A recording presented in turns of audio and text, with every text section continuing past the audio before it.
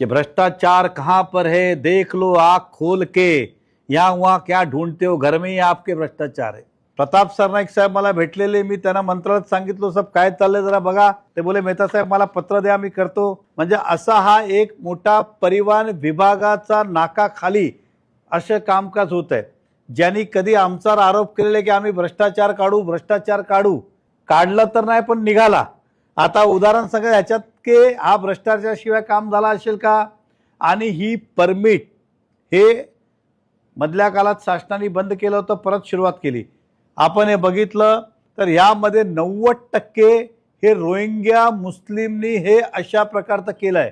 तर मला ज्या सांगायचं आहे, ज्या लोकांनी कधी आमच्यावर आरोप केलं आणि आमच्यावर नजर ठेवण्याची गोष्ट करतात, त्यांनी आपल्या घरावर नजर ठेवली पाहिजे की त्यांच्या घरामध्ये काय चाललेलं आहे. बाहेरची चिंता नका करू, आम्ही आहोत सक्षम. परंतु हे आपण कुठेतरी लक्ष घेतलं पाहिजे की आपल्या नाकाखाली आपल्याच विधानसभा क्षेत्रात अशा प्रकारची घटना होते. गडबड घोटाळे होऊन बोगस सगळ्यांना परमिट दिले गेले आहेत. या संदर्भात आजची पत्रकार परिषद आयोजित केलेली, आपण सर्वांचं स्वागत. उदाहरण सांगायचं असेल की एखादा परमिट इकडचा स्थानिक लोकांना पाहिजे तर त्याचा पुरावा पाहिजे, तो इकडचा रहिवासी पाहिजे, डॉमिसाईल पाहिजे. आता या उद्देशाने मीरा भाईंदरने अख्ख्या महाराष्ट्राने देशभरामध्ये रोहिंग्या मुस्लिम हे मोठ्या प्रमाणात आले. आता आम्ही ज्यावेळी माहिती घेतली तर उदाहरण सांगायचं असेल की आम्ही सॅम्पल म्हणून 20 कार्ड त्यांच्याकडनं माहिती घेतली. त्या 20 मध्ये 16 हे रोहिंग्या मुस्लिम आहे, ज्यांनी सगळे पाहिजे तसे बनावटी कागदपत्र केले. उदाहरण सांगायचं असेल, हा अडाणीचं लाईट बिल आहे, ह्याचा नंबर आहे 15339650. हा नाव आहे आर्केड डेव्हलपर्स. पण एका व्यक्तीने काय केलं, त्याच लाईट बिलला कॉपी पेस्ट केलं असगर अली, आणि तोच हा नंबर आहे 15395008. म्हणजे अशा बिलाला वारंवार स्कॅनिंग करून नावं चेंज करायची आणि मीरा भाईंदर मधनं परमिट घेतलेले आहे. आता ह्या एकदा तो झाला परमिट की त्या आधारे त्यांनी आधार कार्ड चेंज केलं. म्हणजे पहिला आधार कार्ड नव्हतं, आधार कार्ड घेऊन तो आधार कार्ड चेंज केलं. अशा प्रकारचं मोठ्या प्रमाणात हे झालं. हा झाला लाईट बिल. आता उदाहरण रेशन कार्ड. आता रेशन कार्डचा नंबर बघा 10022564. हाई 10022564. हाई 10022564 रेशन कार्ड नंबर. आता एक कोणाचा आहे, सफदार अली. दुसरा कोणाचा आहे, अफजल खान. तिसरा कोणाचा आहे, मोहम्मद राजा. म्हणजे एकच रेशन कार्ड हे असं झेरॉक्स काढायची, त्याच्यावर नावं आतमध्ये बदलायची आणि अशाद्वारे सगळे हे परमिट घेतलेले आहेत. आता उदाहरण महानगरपालिकेचे दाखले, बर्थ सर्टिफिकेट. आता महापालिकाचा बर्थ सर्टिफिकेट नंबर 3097. हाय 3097. हाय 3097. सगळे 3097. आता नावं कोणाकोणाची आहे, नबीशान, मुकेश सिंग, नयाज मनिहार, मोहम्मद जुनेद. आता हे अशा प्रकारचा अजून दुसरे रेशन कार्ड एक्झाम्पल. आता हाही बघा 34673. 34673 सॉरी 723. 346723. 346723.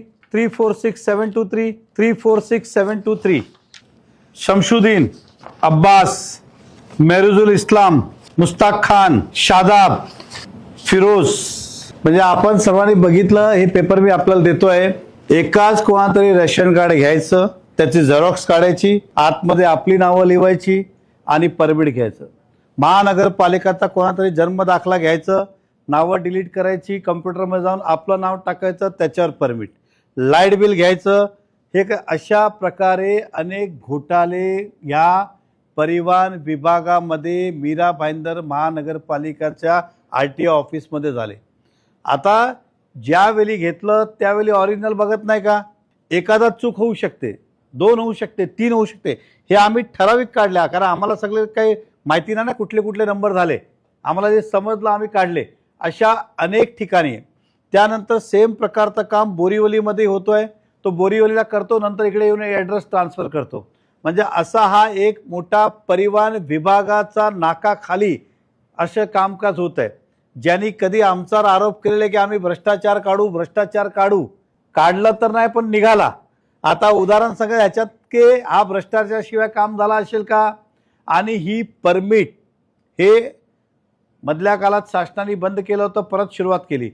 आपण हे बघितलं तर यामध्ये 90% हे रोहिंग्या मुस्लिमनी हे अशा प्रकारचं केलंय. आता त्यानंतर झाल्यानंतर आधार कार्ड चेंज करा, मग टॅक्स लावा, हे सगळं करा.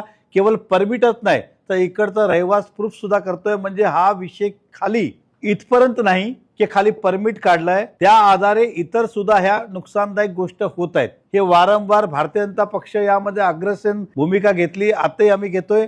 आणि ह्या मी माननीय मुख्यमंत्री महोदयांना अधिवेशनाच्या काळात मी हे तक्रार दिली होती. त्यानंतर प्रताप सरनाईक साहेब मला भेटलेले, मी त्यांना मंत्रालयात सांगितलं साहेब काय चाललंय जरा बघा. ते बोले मेहता साहेब मला पत्र द्या, मी करतो. त्या अँगलनी अशा मोठ्या प्रमाणात आमचं म्हणणं आहे की कमीत कमी जे ह्या 1-2 वर्षामध्ये जे काही RTO मीरा भाईंदरला झाल्यानंतर त्यावेळेपासून पूर्ण चौकशी झालं पाहिजे.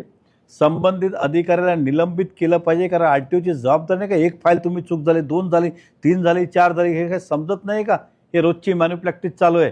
तर आता आपण बघूया की ह्याच्यामध्ये कोण कोण दोषी आढळतो आणि कोण कोण ह्याची जबाबदारी घेतो. उदाहरण सांगायचं असेल तर मला ज्या सांगायचं आहे, ज्या लोकांनी कधी आमच्यावर आरोप केलं आणि आमच्यावर नजर ठेवण्याची गोष्ट करतात त्यांनी आपल्या घरावर नजर ठेवली पाहिजे की त्यांच्या घरामध्ये काय चाललेलं आहे. बाहेरची चिंता नका करू, आम्ही आहोत सक्षम. परंतु हे आपण कुठेतरी लक्ष घेतलं पाहिजे की आपल्या नाकाखाली आपल्याच विधानसभा क्षेत्रात अशा प्रकारची घटना होते. एखादा महाराष्ट्रात कोणाकापरं समजलं म्हणजे त्या RTO ऑफिसरला एवढी भीती सुद्धा नाही आहे. हे आमचं आजचं आपल्या या पत्रकार परिषदेच्या माध्यमातून आणायचं होतं. आणि हा मुद्दा आम्ही आमचे निलेश फफाले या आमचे पक्षाचे पदाधिकारी आहे, ह्यांनी खूप मेहनत घेतली आणि ह्यांचा पूर्ण विश्वास आहे की साहेब अशा प्रकारचं कल्याण डोंबिवलीमध्ये पण मोठ्या प्रमाणात चालू आहे. मीरा भाईंदरला आणि बोरीवलीला या 3 भागात, कारण की यांच्याकडे अनेक पुरावे, त्यांना अजून पुरावे पाहिजे तर आम्हाला 1 दिवस तो RTO ऑफिस द्या, आम्ही ताबा घेऊ आणि तुम्हाला 100 पुरावे देऊन टाकू. नाहीतर ह्याच्यावर कडक कारवाई, ह्यांना शिक्षा. एक माणूस हिंमत कशी करतो. लाईट बिल ठीक आहे, प्रायव्हेट महानगरपालिकाचं बर्थ सर्टिफिकेट छापतो आणि दुसऱ्या बाजूला रेस्टिंगचं कार्ड पण छापतो घरी बसून.